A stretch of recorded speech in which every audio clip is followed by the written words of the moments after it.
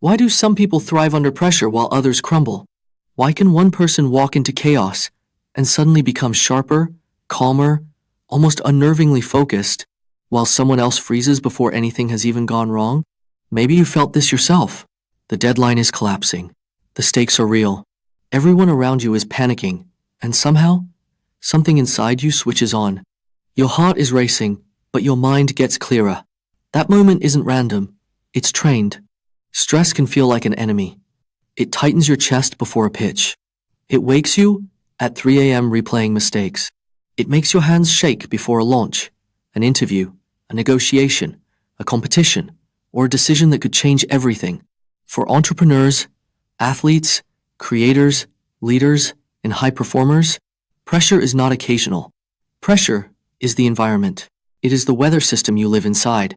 And when you have already lived through hard things, that pressure becomes even more complicated. You scan for problems. You anticipate what could go wrong. You stay alert, even when things are calm. But here's the part almost nobody tells you. That reaction you're trying to get rid of might be the very thing that gives you an edge. Under the right conditions, stress doesn't just break people, it builds them. The same system that once learned to detect danger can learn to operate inside pressure with precision. The nervous system that once braced for impact can become highly skilled at preparation, focus, and rapid decision-making. Pressure is not automatically your enemy. Pressure can become the training ground that makes you unusually effective when the stakes are high. Psychologists sometimes describe this through stress inoculation. The idea is simple. Exposure to manageable stress, combined with recovery, trains your brain to handle more pressure over time. Your nervous system learns, I've been here before, I can function here. This does not mean stress feels good. It means it becomes familiar enough that you stop panicking about the feeling itself. That's why some people seem unusually calm in high-stakes moments. Not because they feel nothing, but because they've stopped interpreting every sensation as danger. Their body still reacts. Adrenaline rises.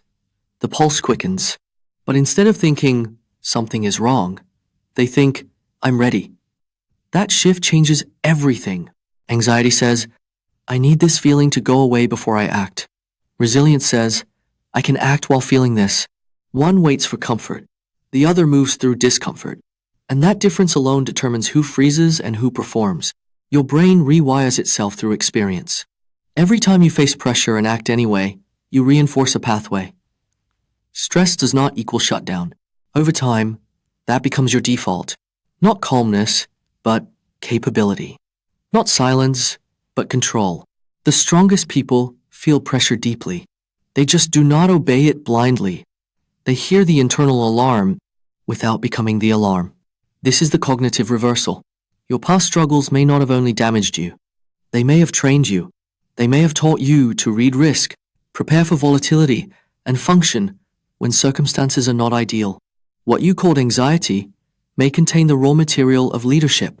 What you called overthinking may contain pattern recognition. What you called fear may contain preparation.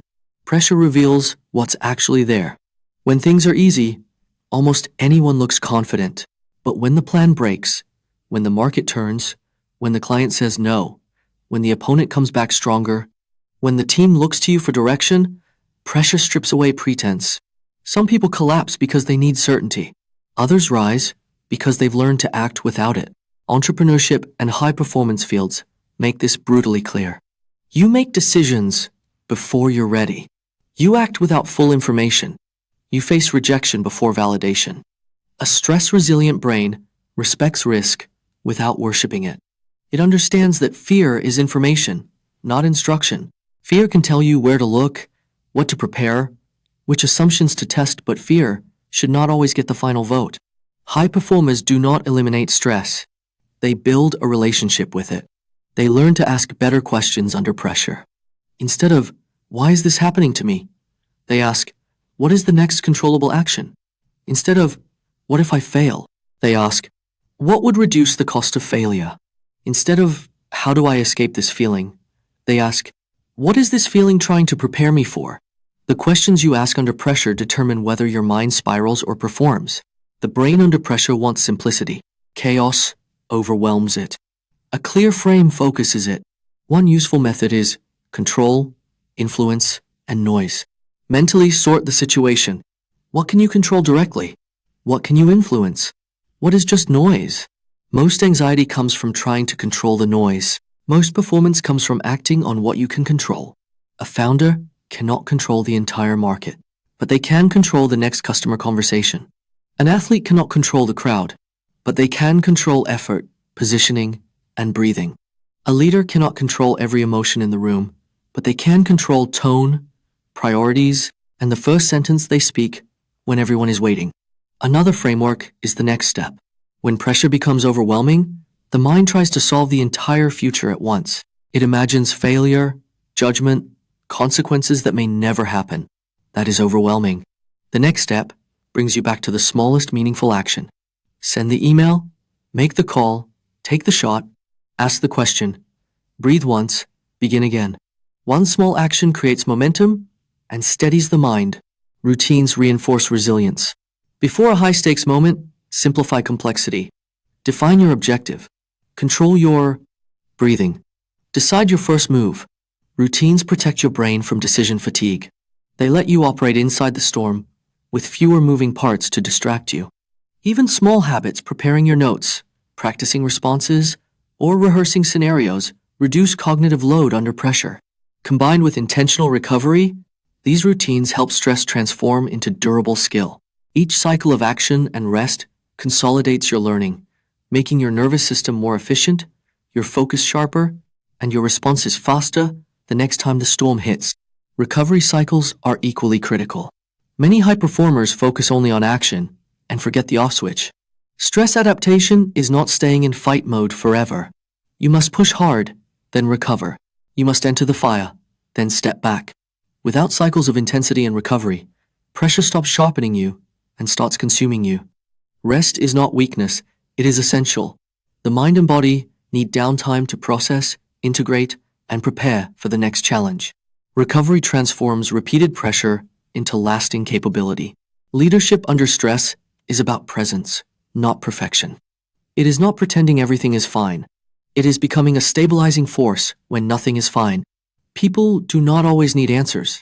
They need steadiness. Your nervous system becomes part of the environment. If you walk in frantic, people absorb panic. If you walk in grounded, people borrow your composure. Great leaders also model consistency.